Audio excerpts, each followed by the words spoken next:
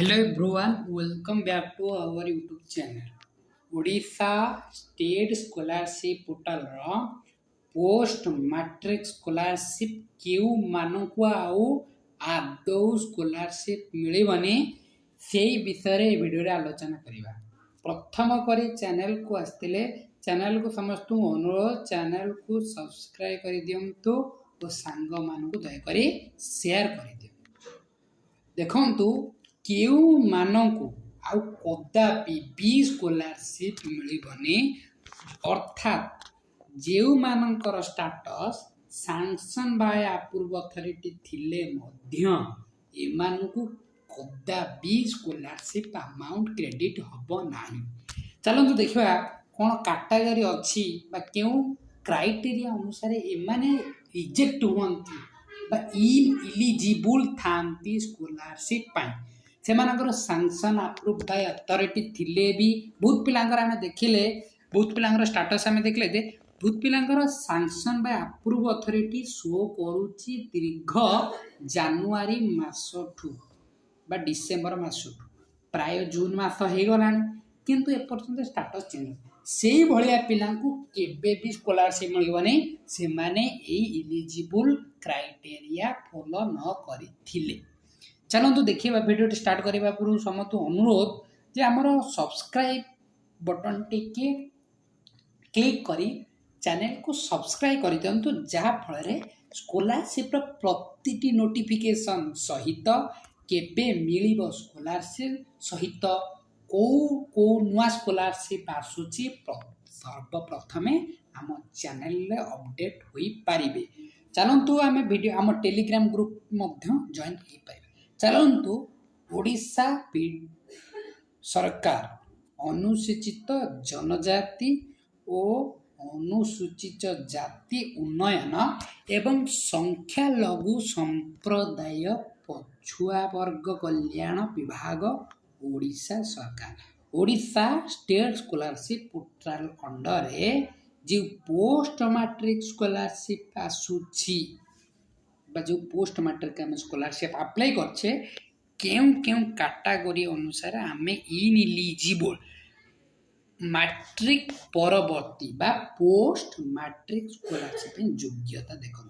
एमानको केबे भी स्कॉलरशिप मिलबनी जे माने सैंक्शन बा अप्रूव अथॉरिटी करिथिले मध्य बा डिपार्टमेंट यूजर अप्रूव करिथिले मध्य एमानको कदापि स्कॉलरशिप अमाउंट मिलिबो नाही। कारण देखिया प्रथम पॉइंट हेउची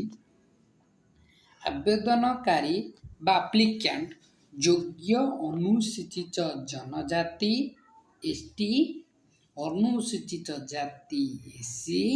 अन्य पछुआ वर्ग जेती ओबीसी और एससीबीसी और सामाजिक शिक्षा क्षेत्र अनग्रसर बा ईडब्ल्यूएस और ईबीसी कैटेगरी पिला माने से माने ओडिशार स्थायी बासिंदा बा स्थायी अधिवासी होइथिबे से माने ही ई स्कॉलरशिप पय योग्यता। प्रथम पॉइंट से माने ई कैटेगरी भितरे पहुंचबा दरकार। द्वितीय पॉइंट होची से सरकार बा सरकारी शिक्षा बा स्वीकृति प्राप्त शिक्षानुष्ठान जनरल कोर्स टेक्निकल प्रोफेशनल उच्च शिक्षा पाठ्यक्रम में अध्ययन करते मीन्स आमे गवर्नमेंट रे फुली गवर्नमेंट रे अप्लाई करि परिबा और प्राइवेट रे अप्लाई करि परिबा जिउ इंस्टीट्यूट गवर्नमेंट अंडर रे जाउथबो से मानकु एई पोर्टल रे अनुग्रह करा जिवो। समस्त सूत्ररु देखंतु बहुत पिलांकर इनकम सर्टिफिकेट लक्षे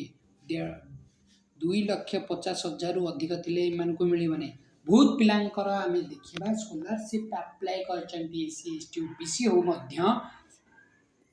जदि तांकर इनकम फैमिली इनकम अधिक थाए सेमानकु स्कॉलरशिप रिजेक्ट करा जिवो। अन्य पछुआ वर्ग देखो एटा सबुठारु गुरुत्वपूर्ण पॉइंट देखंतु अन्य पछुआ वर्ग ओबीसी पिला मानक स्पेशल ओबीसी एससीबीसी पिलांक पई एई पॉइंट इंपोर्टेंट देखंतु आर्थिक क्षेत्र अनग्रसर छात्र छात्री परीक्षा रे अति कम 50% भाग नंबर रखिथे मीन्स लास्ट एग्जामिनेशन जो मैंने +3 धर अप्लाई करूचंती सेमानकर +2 रे 50% थिले ही ताको स्कॉलरशिप एप्लिकेशन सैंक्शन हेकि सेमानकु स्कॉलरशिप अमाउंट क्रेडिट हे किंतु ए क्षेत्र रे हम जदि एससी एसटी देखिबा सेमानकर कौनसी मार्क अपडेट होई न थाए किंतु एस ओबीसी एससीबीसी पिलांकर मार्क नितांत आवश्यक यही पॉइंट बहुत सारा गुरुत्वपूर्ण +2 हेतिले से माने मैट्रिक +3 हेतिले से माने +2 ओके देखिबा हम जहाँ देखले मैट्रिक परवर्ती आधार नंबर टी सीडी देखंतु बहुत पिलांगर हम देखले बहुत पिलांगर प्रश्न आसुची जे हमर पार्शियल पेमेंट सक्सेस हेची किंतु हम अकाउंट को पेमेंट क्रेडिट होइनी कहीं सेमानकर पेमेंट डीबीटी लिंक अनुसार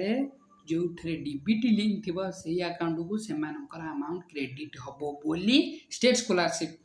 पोर्टाल आगुरु दर्शाई देछि आम डीबीटी लिंक चेक करदेबा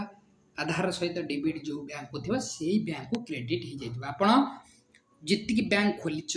सब बैंक खोलिकी माने सब बैंक चेक कर दिंतु के पेमेंट जाए डीबीटी इज एनपीसीआई मैपर सहित डीबीटी आमर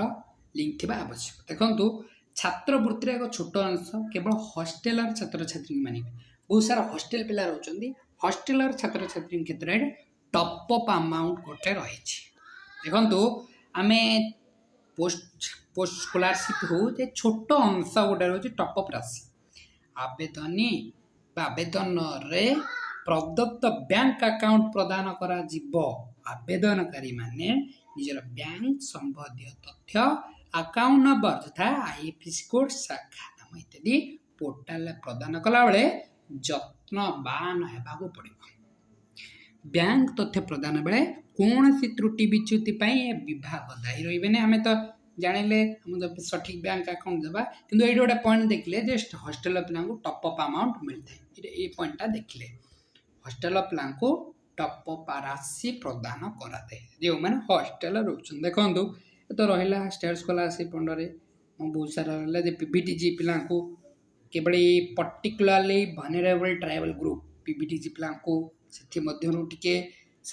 सहायता अधिक अच्छी आम हार्ड कॉपी कॉलेज देखते कि भिडियोटी हूँ छोटिया भिडियोटी इनफॉरमेशन देवाई स्कॉलरशिप रिलेटेड इनफॉरमेशन देखा देवाई क्यों मैंने रिजेक्ट हो क्यों ना कहते स्कॉलरशिप मिलनी मेन कथा हूँ लास्ट पॉइंट हूँ 50 ओबीसी एससीबीसी पिलांकर लास्ट एग्जामिनेशन 50% हेबा दरकार मार्क और 2,50,000 इनकम रु कम हेबा आवश्यक ना स्कॉलरशिप यही कैटेगरी जदि आपण फुलफिल कर दौरान यदि कैटेगरी आप आसु जाऊँच निश्चित भावे सियोर होकि रुहतु आपण को निश्चित भावे स्कॉलरशिप क्रेडिट हो देखो बहुत पिलांकर पार्शियल पेमेंट अच्छी से फास्ट फेज पिला आम पाखे जहाँ सूचना अच्छी एससी एसटी पिला टोटाल अमाउंट पाई सारे मैंने हाफ पेमेंट पाई सारे किंतु ओबीसी एससीबीसी खूब शीघ्र पाइबे ये पिलांकर सैंक्शन हो सारा पर खूब शीघ्र पेमेंट आसो